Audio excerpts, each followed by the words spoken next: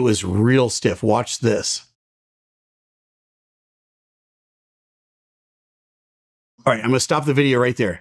Do you see the aircraft? Now, this guy is over on the ramp. He's way off the runway. He's nowhere near the center line of the runway.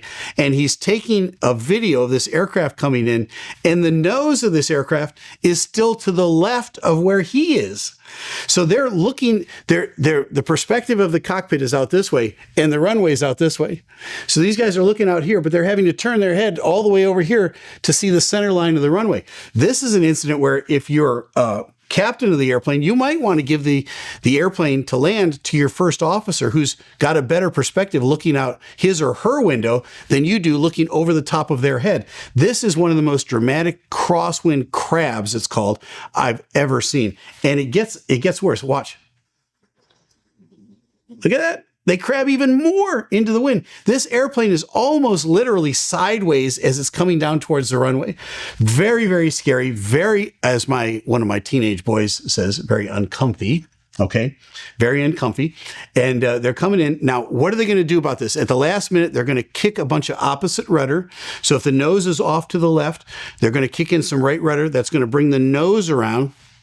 They're going to do that at the very last moment before they touch down, but it will create a sinker as well that you have to be prepared for. You have to keep your power up, and especially if you hit a gust at the wrong moment. Remember the Toronto crash where they got a gust of headwind at the last minute and they pulled the power back?